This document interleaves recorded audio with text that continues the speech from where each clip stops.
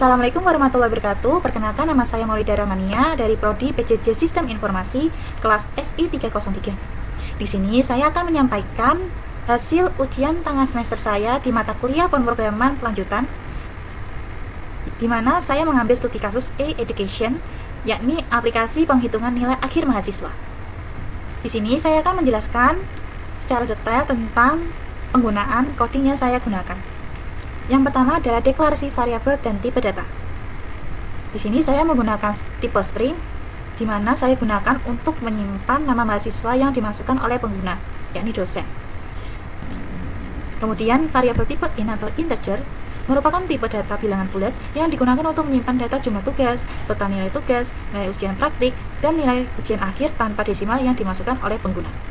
Variabel tipe double pada double rata-rata tugas nilai akhir saya gunakan untuk menghitung dan menyimpan nilai rata-rata tugas dan nilai akhir mahasiswa yang menggunakan desimal. Selanjutnya ada input dan output nama mahasiswa.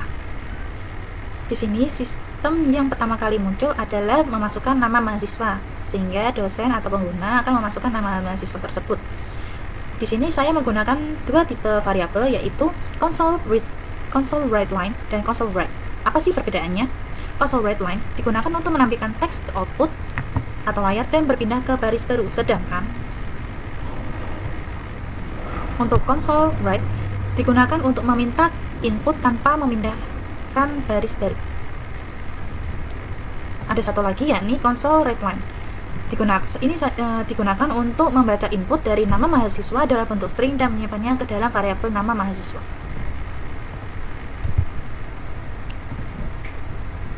Selanjutnya, setelah memasukkan nama mahasiswa, akan diarahkan untuk menginput jumlah tugas.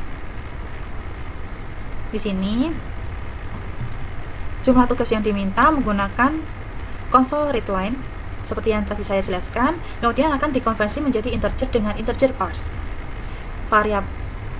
Kemudian menggunakan variabel nilai tugas diinisialisasi dengan nilai 0. Selanjutnya, dilakukan perulangan for loop untuk menerima input nilai dari setiap tugas sebanyak jumlah tugas yang dimasukkan pengguna.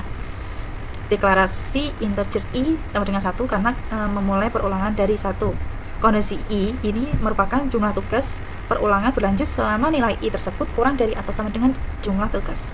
Semisal kita menginput jumlah 2 tugas, nanti akan kita diminta untuk memasukkan 2 nilai tugas.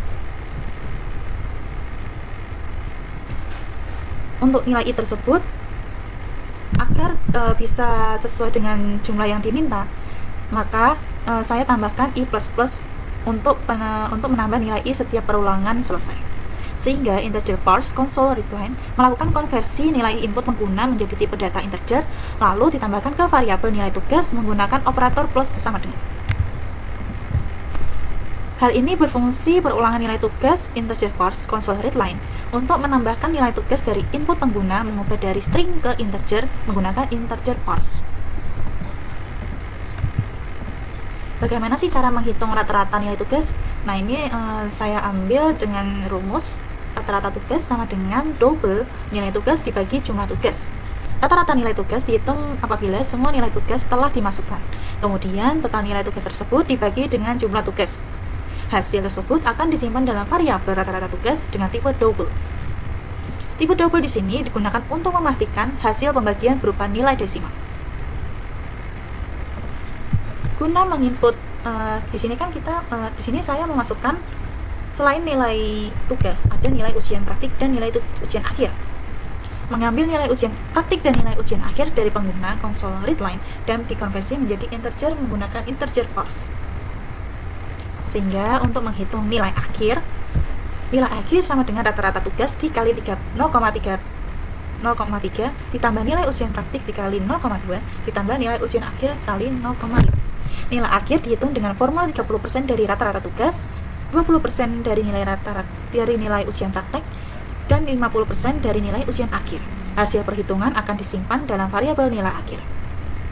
Untuk percabangan menentukan kelulusan mahasiswa, di sini saya menggunakan if-else, merupakan struktur untuk menentukan apakah mahasiswa lulus atau tidak berdasarkan nilai akhir tersebut. Percabangan if-else untuk memeriksa nilai akhir lebih besar atau sama dengan 80. Ini ini saya targetkan untuk standar kelulusan nilai akhir adalah di atas 80. Nah, maka jika nilai tersebut di atas atau sama dengan 80, maka output yang dihasilkan adalah lulus. Namun jika misalnya di bawah 80, output akan menampilkan tidak lulus. Nah, guna untuk menampilkan semua hasil perhitungan dan ketentuan lulus tersebut ke dalam output atau layar, maka digunakanlah konsol readline. Interpolasi string itu digunakan untuk menyisipkan nilai variabel dalam teks. Kemudian untuk format rata-rata tugas F2 dan nilai akhir F2 digunakan untuk membatasi tampilan angka desimal, yakni hanya 2 tempat setelah koma. Kemudian untuk sebelumnya kan percabangan. Nah, sekarang perulangan untuk input ulang data. Setelah menampilkan hasil penilaian, program menanyakan kepada pengguna apakah ingin melanjutkan data lagi atau tidak. Kemudian perulangan 2 yang digunakan agar proses berjalan sekali dan akan terus mengulang apabila pengguna menggunakan Y besar atau Y kecil. Jika pengguna memasukkan huruf Y, maka metode main dipanggil kembali untuk memulai proses input data dari awal. Namun, jika pengguna menggunakan huruf atau memasukkan huruf N, maka akan menampilkan pesan terima kasih setelah pengguna selesai menggunakan aplikasi. Kesimpulannya adalah tipe data string, integer, dan double digunakan untuk menyimpan informasi. Untuk variabel digunakan untuk menyimpan data yang dimasukkan dan dihitung selama program berjalan. Yang ketiga, operator. Operator matematika seperti plus, bagi, kali, dan operator perbandingan digunakan untuk menghitung nilai dan menentukan kelulusan mahasiswa.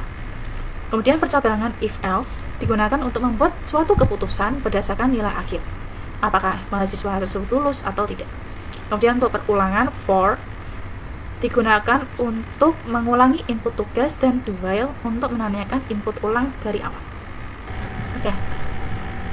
Di sini sebelumnya saya sudah membahas penjelasan terkait coding saya, sehingga semua coding tersebut dijadikan satu seperti ini. Kemudian untuk hasil outputnya akan menjadi seperti ini. Di sini kita akan diminta untuk memasukkan nama mahasiswa.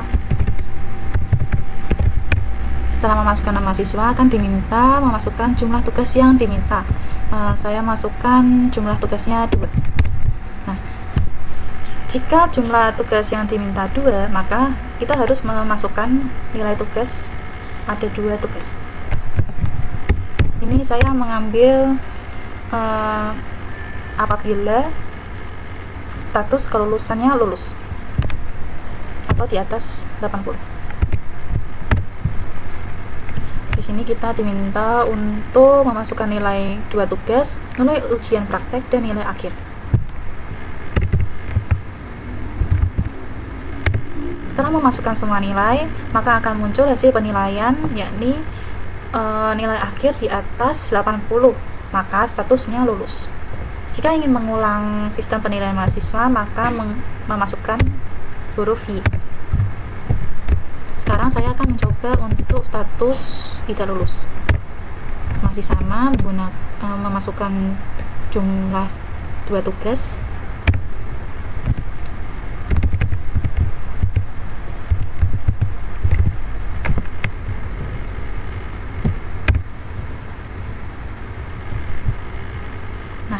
Maka hasil penilaian karena nilai akhir di bawah 80, maka statusnya tidak lulus.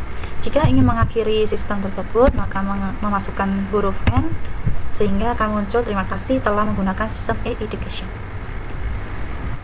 Sekian dari presentasi saya, kurang lebihnya mohon maaf. Terima kasih. Wassalamualaikum warahmatullahi wabarakatuh.